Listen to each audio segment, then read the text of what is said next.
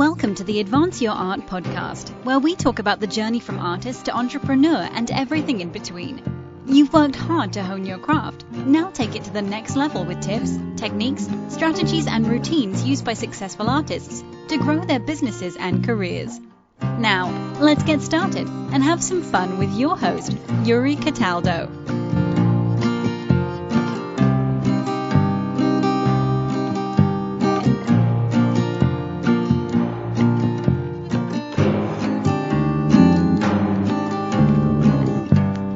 Simon, how are you today?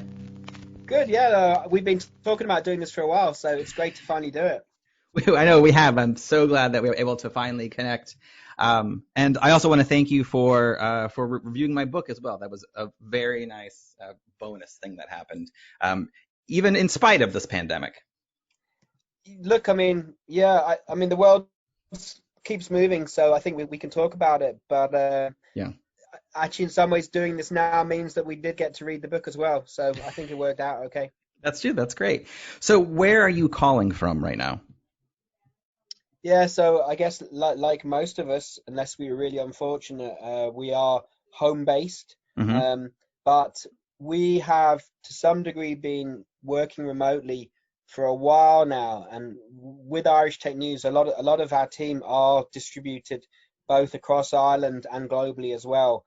Mm-hmm. So in some ways, some things are much the same, and in other ways, things are very different. But I'm doing this at home. I guess the only different thing would be normally the kids would be in school, so we've had to soundproof the room a little bit, you know?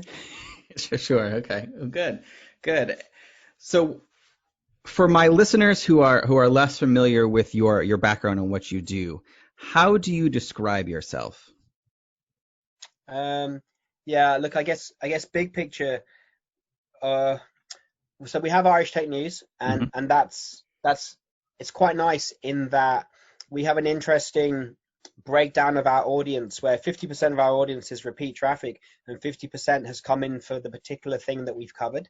So this is actually quite liberating, because it means that we have our things that we cover, and we've covered things that IoT and different stuff, but equally it means that we can throw stuff out there and see how it goes with the data, because half of our traffic isn't repeat viewers, but it's people who've come in because they're interested in a particular topic we've run.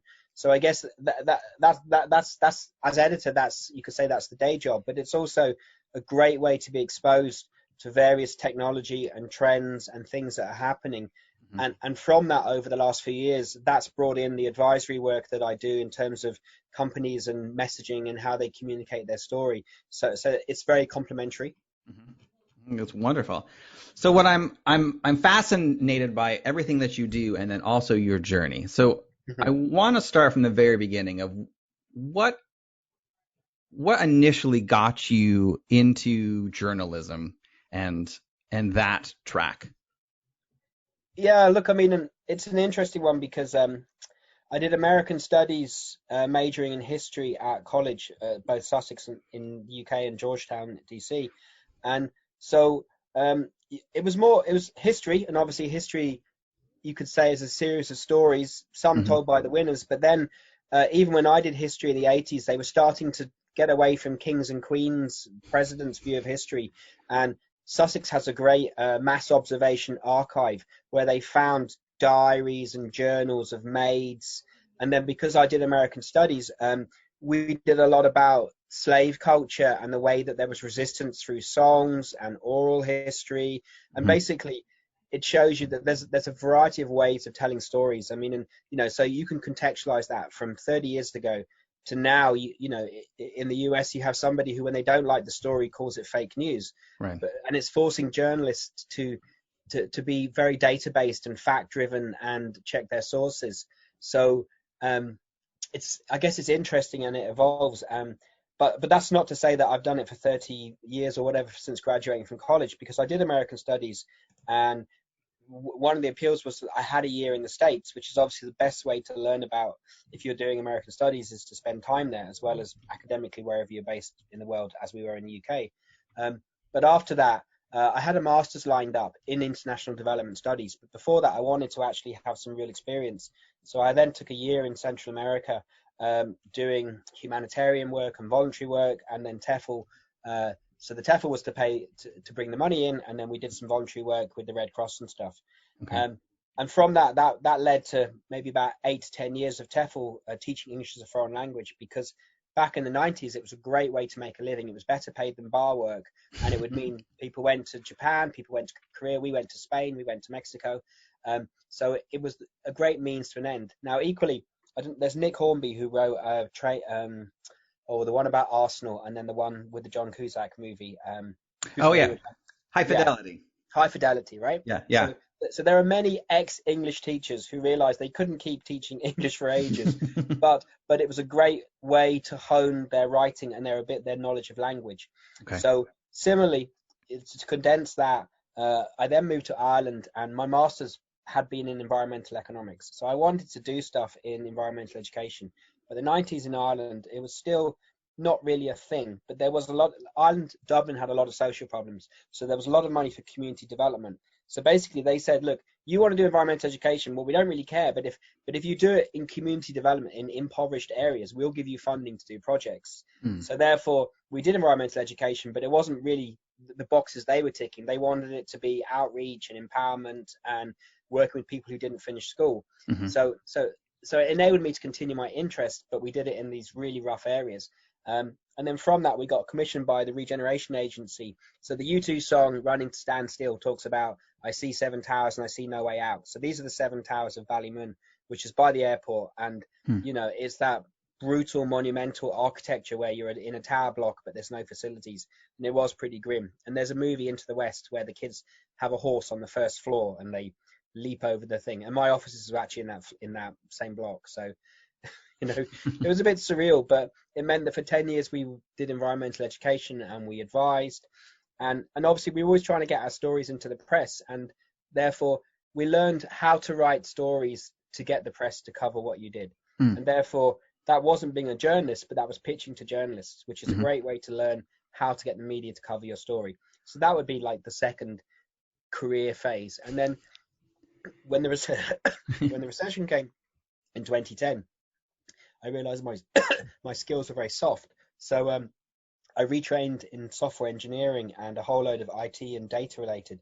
I did like a BSc and an MSc and a diploma, because the government were they didn't have enough in the IT sector, and they had people who trained in other areas. And if you could pass the math test, then you got in on an aptitude assessment rather than any background in coding. So I mean, I was the worst coder in the class, but I did understand about communication, and it was super useful to then move into tech journalism, because there are a lot of journalists who write about tech, but they haven't necessarily been a developer or a coder. So therefore, even being the worst coder in a master's class, it still meant you understand what these companies are trying to do. So I guess that was phase 3, and then that positioned me with Irish Tech News from about 7 years ago to then work out what I like doing, telling stories, what sector is fascinating, really smart people work in this area. And then you see a lot of startups who again have really smart coders but aren't necessarily good at communicating. So there's space for all of us, between coders who can code faster than we can write, and those of us who say that's great, but there's 5 other companies with a very similar project to yours, and they're maybe getting more traction, not because it's better, but because they're communicating better. So there you go, 30 years in 5 minutes. That's very impressive and succinct. Thank you. So what I'm also fascinated by is, at the same time you are, doing this trajectory in your writing career, you've also been, starting companies and also helping to promote other projects. What made you first want to start your own venture and company? Yeah. Okay. So I guess one of the extreme ones was, had a girlfriend. She was a fire juggler. We went to Spain. It was the summer. We needed money. So she would do the fire juggling, and I would go around and ask the audience in 5 languages for money. So, and I'm saying that tongue in cheek, but I'm due to interview Steve Blank at the end of this week. And obviously he's a fantastic guy. He pioneered the lean startup and the get out of the building. And I mean, there's nothing better. I mean, I hated doing it. I don't like asking people for money. Who does, particularly strangers, God, what a nightmare. But if the motivation is this will, at the time, feed us and give us somewhere to stay that day, And similarly, if it's your company, back to the previous question about smart coders who don't communicate well. I think communication is, humans still buy from humans, and humans still need to sell to humans. So the ability to communicate is really useful. So therefore, even as a juggler busking for money, it's very quick that you start to learn what's going to work, how do you do things, and very much to try and listen and read an audience. So I guess, I mean, that's maybe a trivial one, but from that we did move to Ireland, and moving to Ireland in the 90s was very, very liberating, because most people were leaving Ireland. So most of the Irish, not most, well, many, were going to the US, Australia, UK, because there was a recession. So coming to Ireland, people were like, why have you moved here? Now, inadvertently, it turned out it was the beginning of a boom. The late 90s through were actually a fantastic time. And the great thing about Ireland, and it could be Singapore, it could be Tel Aviv, it doesn't have to be Ireland specifically, was if you had an idea, there was space to try it out. And there was some degree of support, there was some degree,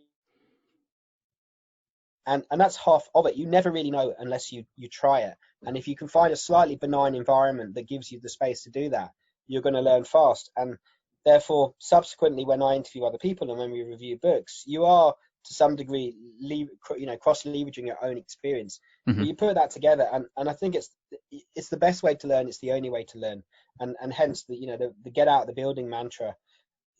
It's on one hand it's obvious, but it's very smart insight too. Yeah. So what's interesting, particularly about your story of you, let's say, busking in Spain, is the ability to get past your own fears, because it is, it can be a scary thing to, go to another country, have to ask people for money. What do you think?